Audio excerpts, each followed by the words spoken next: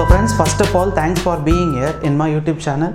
So today we are going to learn one of the most important topic in aptitude, that is profit and loss. So friends, each and every question in the topic profit and loss can be solved by two methods. One is by a conventional method, that is by learning a formula, or otherwise by using a percentage method. So friends, if you already learned alligation mixture, it's one of the topic in aptitude, that is alligation and mixture. You can apply the concept of alligation mixture into this profit and loss, but you can able to solve only 2 to 5% of question.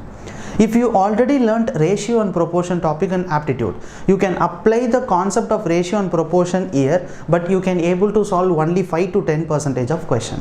My advice is 100% of question can be solved by only learning the formulas, by only solving a question by conventional method, and 90 to 95% of a question can be solved by using a percentage method.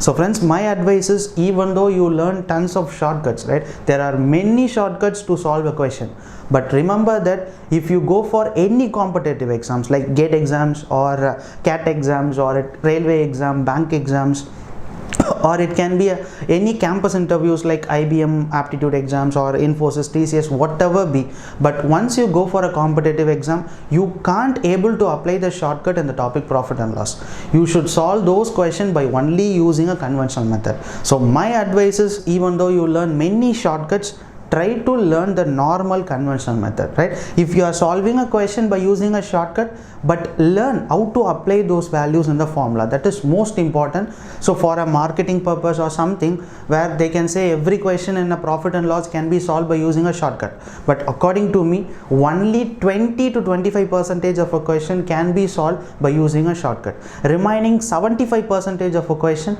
can be solved by only using this formula by a conventional method. So kindly don't depend only on the shortcut. Learn the shortcut, by the way, learn the conventional method too, which will always help you to crack all the competitive exams.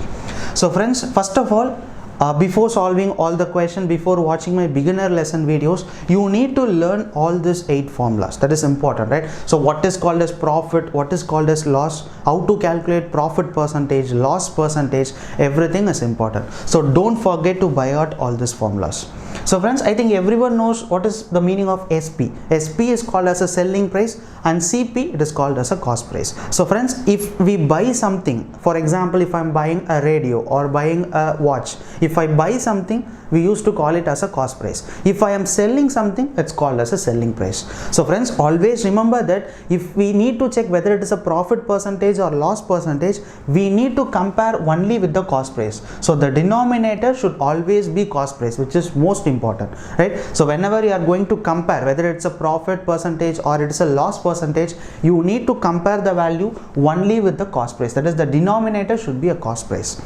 And another important thing, if the selling price is more than the cost price, then definitely it will be a profit. If the selling price is less than the cost price, then it will be a loss. So two important points: selling price more than the cost price, which is profit; selling price less than the cost price, which is called as a loss.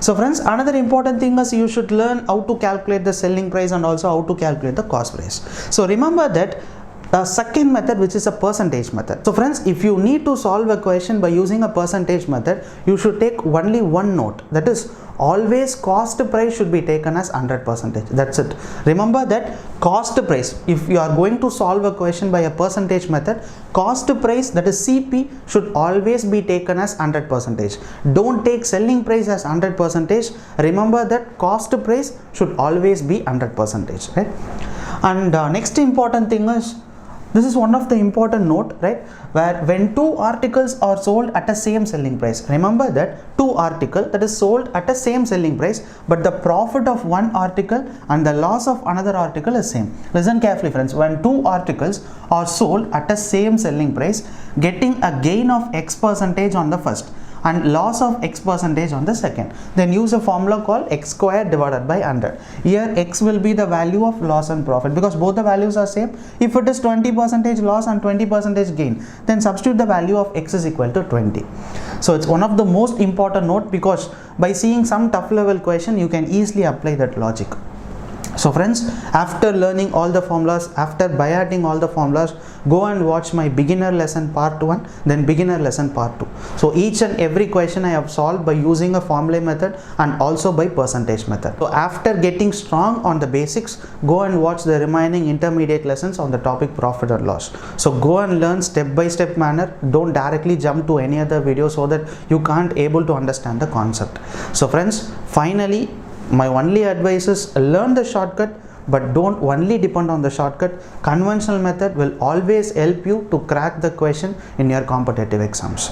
So friends, thank you so much for watching this video, and share this video to your friends so that they can also learn the topic profit and loss.